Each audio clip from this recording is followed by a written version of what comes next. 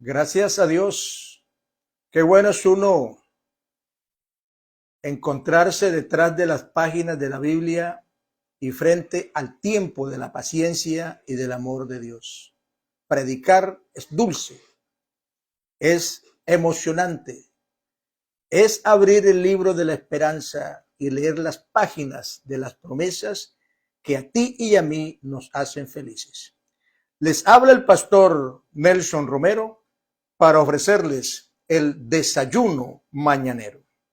La palabra de Dios, infalible, dice de la siguiente manera. Primera Tesalonicenses capítulo 4, versos 13 al 17. Tampoco queremos, hermanos, que ignoréis acerca de los que duermen, para que no os entristezcáis como los otros que no tienen esperanza. Porque si creemos que Jesús murió y resucitó, asimismo traerá Dios con Jesús a los que duermen en él. Por lo cual os decimos esto en palabra del Señor, que nosotros que vivimos, que habremos quedado hasta la venida del Señor, no precederemos a los que durmieron, porque el Señor mismo, con voz de mando, con voz de arcángel y con trompeta de Dios, descenderá del cielo, y los muertos en Cristo resucitarán primero.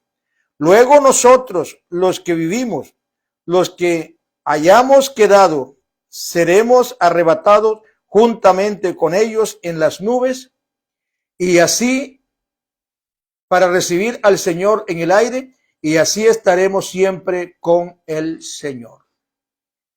Gloria a Dios. Bueno, vamos a mirar un poco la palabra de Dios en esta ocasión, y quiero que podamos tratar un tema el cual he titulado Cumplimiento literal del levantamiento de la iglesia. Cumplimiento literal del levantamiento de la iglesia. Gracias al Señor. Bueno, los lectores de la Biblia somos personas de fe fuera de serie. Nuestra fe no la alcanza nadie. Nuestras profecías bíblicas van más allá de la esfera del tiempo. Nosotros le hemos creído al Dios que nunca ha mentido, el que nunca ha quedado mal. Aquel que lo hemos esperado y lo han esperado en promesas y en presencia y ha cumplido. Así que mi voz en esta ocasión a los que esperamos su venida es que sigamos confiadamente de que fiel es el que prometió. Gracias al Señor. Entonces el apóstol Pablo se toma unos párrafos en su escritura para hablar acerca de esa promesa. Dice, nosotros los que hemos vivido, los que estamos hasta ese día, tampoco queremos, hermanos, que ignoréis acerca de los que duermen. Dios tiene cuidado de los vivos en su promesa y tiene cuidado de los muertos, también en su palabra. Gracias a Dios.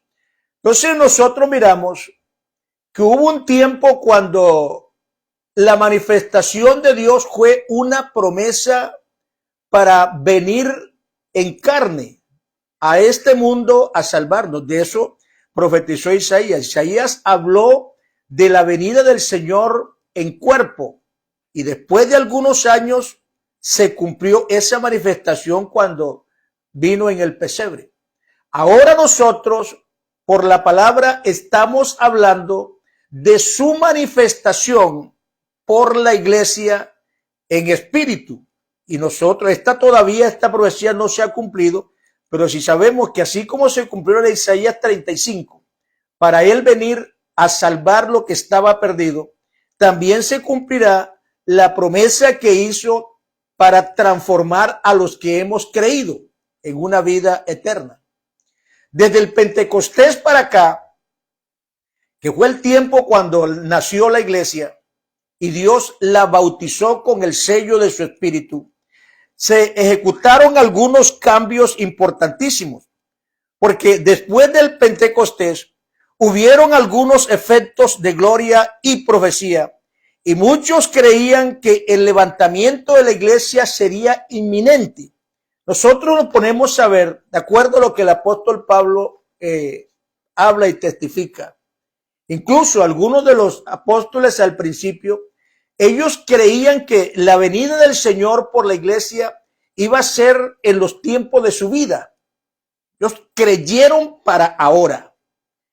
Y entonces por eso nosotros miramos lo que a muchas personas al día de hoy les puede acontecer. Es algo muy importante no dejar morir la fe en la esperanza que tenemos. Porque según dice Hechos capítulo 2, los versos 44 al 46, da testimonio de la forma de cómo ellos creyeron, la fe que nació en el Pentecostés, la esperanza que revivió en unos días de ayuno. Dice verso 44, y todos los que habían creído estaban juntos y tenían todas las cosas en común y vendían sus propiedades y sus bienes y lo repartían a todos según la necesidad de cada uno, y perseveraban unánimes cada día en el templo, partiendo el pan en las casas, comían juntos con alegría y sencillez de corazón. Oiga, esto es algo bastante maravilloso. Esta gente creyeron en el levantamiento de la iglesia en los días de su vida.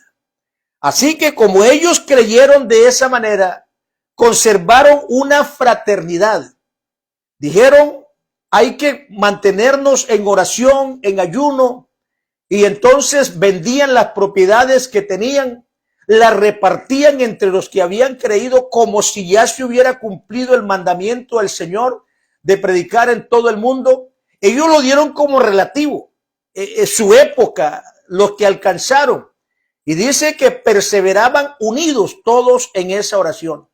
Por un lado, nosotros miramos, qué bueno es que al día de hoy esa forma de creerle a Dios esté con nosotros. Que esa manera de poder manifestar esa esperanza. Lo que pasa es que ellos se entretuvieron, fue pensando, mirando al cielo como los varones que vieron a Cristo ir, y pensaron de que ya el Señor venía por ellos y se habían olvidado de la gran comisión, de ir por todo el mundo y predicar el evangelio. Comenzaron a vender los bienes y a comérselos porque para ellos el Señor venía ya. Y perseveraban solamente era en esta oración. Yo creo que es importante que nosotros podamos tener al día de hoy, hermano que me ves, hermana que me escuchas, amigo que me ves, podamos tener una motivación por nuestra salvación, por nuestra santidad, por conservar nuestra pureza como si el Señor se acabara de ir. Lo que tenemos es que estar pensando de que todavía el Señor no ha venido porque tiene muchos que ama. Tiene muchos todavía que perfeccionar. Y Dios está trabajando en esto. El Espíritu Santo sigue como patrón de conducta que te enseña. Hay momentos que tenemos que sentarnos en el banquillo de la paciencia de Dios y esperar con paciencia su manifestación, como dice la Escritura, que Dios vendrá muy pronto a buscar y salvar lo que se había perdido. El apóstol Pablo habla mucho sobre esas cosas y es importante de que el pueblo de Dios lo entienda, porque el pueblo de Dios al día de hoy necesita maestría teológica para saber las profecías que apuntan a su venida por la iglesia. Porque es importante entender y diferenciar lo que es la manifestación de Dios por su iglesia y la segunda venida que dice la Biblia que será sin relación con el pecado. Entonces nosotros no aclaramos bien las cosas, si no tenemos las cosas bien ordenadas, entonces van a venir confusiones entre la manifestación de Dios por la iglesia en el levantamiento y también entonces la segunda venida. Por eso es importante que tengamos las cosas bien claras. Una manifestación, una enseñanza, una maestría teológica te enseña lo que es las marcas espirituales en el tiempo profético, que nos están diciendo lo que todavía puede hacer falta. Y sucesivamente, el Señor mandó a que se predicara el evangelio por todo el mundo. Bueno, yo pienso que esa profecía ya hoy está cumplida. Que falta la plenitud de los gentiles. Yo creo que es algo que al día de hoy nosotros necesitamos entender.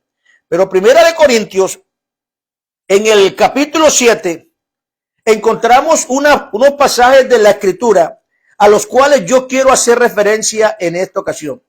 Es la Escritura, versos 26 en adelante, 24 en adelante, de 1 Corintios capítulo 7, acerca de lo que es la manifestación de nuestro Dios. Y dice la Escritura que todos los que tengo pues esto por buena causa de la necesidad que apremia, que hará bien el hombre en quedarse como está. Oiga, uno pone a mirar lo que fue la forma de cómo ellos creían. Se necesitan algunas guías espirituales. Creyeron de que el Señor estaba tan presto que ya no necesitaban de pronto más lo que tenían. Dice, y estás ligado a mujer, no procures en soltarte. Estás libre de mujer, no procures casarte. Mas también si te casas, no pecas. Si la doncella se casa, no peca. Pero los tales tendrán aflicción de la carne y yo os quiero evitar. Pero esto digo, hermanos, que el tiempo es corto. Resta pues que los que tienen esposa sean como si no la tuviesen. Es importantísimo valorar esto, entenderlo. El apóstol Pablo estaba hablando acerca de esta situación y ellos pensaban de una manera de que el Señor ya venía. Es más, parece de que Pablo como que estaba diciéndole a la gente, no se casen porque el Señor ya viene. Es necesario de que se ocupen más bien en los quehaceres espirituales. Hay momentos que los seres humanos, de pronto como por escasez de conocimiento, a veces uno quiere como adelantarle el tiempo a Dios y nosotros, por mucho, no podemos adelantarle el tiempo a Dios. Entonces es importante que podamos nosotros entender acerca de estas cosas. Entonces por eso él estaba diciendo, tengo pues esto por bueno, a causa de la necesidad que apremia, que hará bien el hombre en quedarse como está. En otras palabras, en vez de ocuparte en aquellas cosas, ocúpate en Dios. Pero hermano, es importante porque nosotros no sabemos cuándo viene el Señor. Mientras Cristo viene, debemos trabajar, hágase un proyecto de vida en todas las cosas y tratemos de ejecutarlo hasta que el Señor venga por la iglesia. Entonces, Pablo les aconsejaba que no se casasen, pensando en que el levantamiento de la iglesia era en el momento. Y yo creo, hermano, que es importante que podamos nosotros pensar de una mente clara.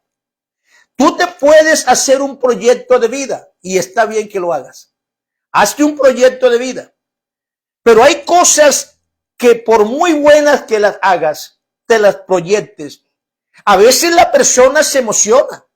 El hermano ve a la muchacha, le propuso matrimonio, le aceptó y él se emociona y él quiere casarse de inmediato. No te puedes casar enseguida. Tienes que sentarte en el banquillo de la paciencia y empezar a mirar si esa sí puede ser la mujer de tu vida o ese puede ser el esposo de tu vida. Entonces, una relación amorosa, quizás a veces unas sonrisas, un corto enojo, de pronto una visita fallida no está, trae un poquito de decepción y desespero, pero todo eso hace parte del tiempo del noviazgo. Para así de esa manera poder llegar entonces a una realidad de la vida. Así es la venida del Señor. Hay momentos que nos enamoramos tanto de las promesas y de nuestra transformación que queremos que su venida sea ya. Y no es así. Tenemos que sentarnos en el banquillo de la paciencia a esperar a Dios. hasta que Él se manifieste por nosotros. Y como estaba diciendo, el apóstol Pablo aconsejaba a esos muchachos, a esas personas que no se casaran todavía, que esperaran un poco más. Porque según dice los versos 39 y 40, dice, la mujer casada está ligada por la ley mientras su marido vive. Pero si su marido muere, libre es para casarse con quien quiera, siempre y cuando, con tal que sea en el Señor. Pero a mi juicio, más dichosa será si se queda así. Y pienso que también tengo el Espíritu de Dios. Entonces, la palabra, los mensajes de Pablo nos dejan claro de que él pensaba de que la venida del Señor era de inmediata, que se ocupara más bien en esto. Porque según el verso 21 dice, pero esto digo, hermanos, que el tiempo es corto. Resta pues que los que tienen esposa sean como si aún no la tuviesen. No que la vayas a abandonar, no que la descuides, sino de que pienses de que a cualquier momento el levantamiento de la iglesia llega. Ellos creían en el levantamiento de la iglesia para inmediato. Entonces es importante pensar acerca de estas cosas. El apóstol Pablo pensó en la transformación de su cuerpo en vida. Y por eso yo me pongo a pensar, Pablo no vio el túnel largo de la paciencia salvífica de Dios y pensaba en transformación en su propio tiempo, en su propia vida. Él pensaba ser transformado vivo y por eso él está hablando así, de esa manera. Luego alcanzamos a ver de que esas manifestaciones, esos mensajes, los creyó la iglesia con un amor. Ellos esperaban el Señor de un momento a otro. Es más, algunos creyeron en Tesalónica que el Señor había venido en el Pentecostés, que la manifestación del Espíritu Santo, algunos la tomaron como la venida prometida del Señor.